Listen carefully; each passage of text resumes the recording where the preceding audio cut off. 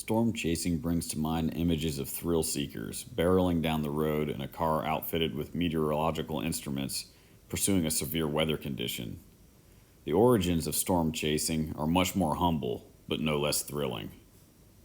One of the earliest storm chasers to receive national attention was Lucille Handberg, who captured some of the most popular photographs of a tornado ever taken when she was a 16-year-old schoolgirl in 1927. In this episode of American Mythology, we'll explore the events of that day when Lucille made history. I'm Luke Boserman, and this is American Mythology, folklore, history, and the stories we tell. It was a hot July afternoon in Jasper, Minnesota. The year was 1927. Lucille Handberg sat on the porch with her father, watching the sky. A black cloud was gathering overhead. They noticed another black cloud approaching from the south. As the two clouds drew near to each other, they seemed to shoot out whirling streams of vapor, forming a growing tentacle of swirling wind. Lucille's father shouted for her to run to the cellar, but she stood, staring at the funnel cloud stretching toward the earth. Lucille was no stranger to the danger and destruction of a tornado. She knew that twisters could scoop up houses, barns, cattle, and automobiles, but she was struck by the fierce beauty of the storm forming before her.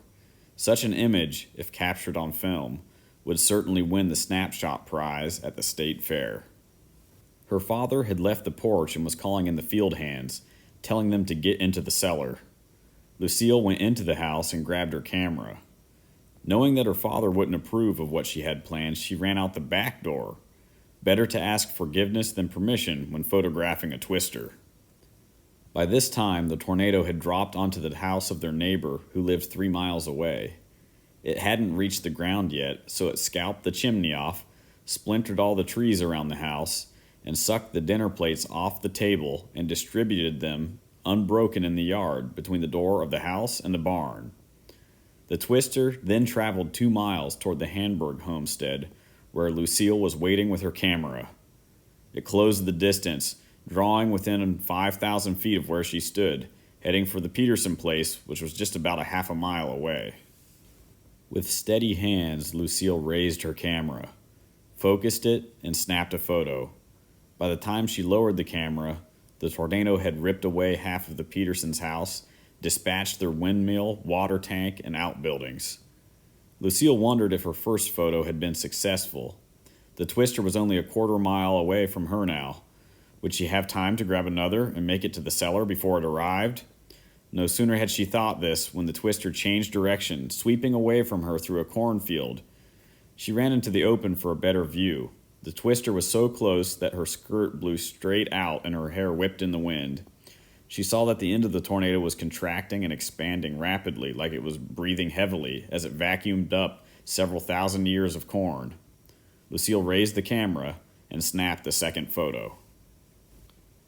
She turned around and saw her father running toward her from the cellar. Lucille ran again before he could catch her. She ran for 5 minutes and took a third snapshot. By this time, the foot of the tornado had stretched out from the head, creating a tube at least 5 miles long. A few minutes later, the tube snapped in two. The lower section vanished in a cloud of dust, and the upper section retracted into the clouds like a telescope, throwing off 3 rings of vapor. By this time, her father had caught up with her. "I think I got some great photos," Lucille said. "I think what you ought to get is a good spanking," he said. Montgomery Meigs, a retired U.S. civil engineer who lived nearby, made sure that the photos were circulated among scientists all over the world. Based on the images, he calculated the dimensions of the tornado. The lower part, or broom, was estimated to be 300 feet in diameter where it touched the ground, with a sharply defined core of 32 feet in diameter. The United States government asked for prints of the photos in order to study the phenomenon of tornadoes. Lucille had accomplished what scientists and cyclone-proof shelters had failed to do. Her photos also won the snapshot prize at the state fair. Lucille's photos have become icons. One was used on album covers by musician Miles Davis and the rock band Deep Purple, and is included in weather textbooks to this day.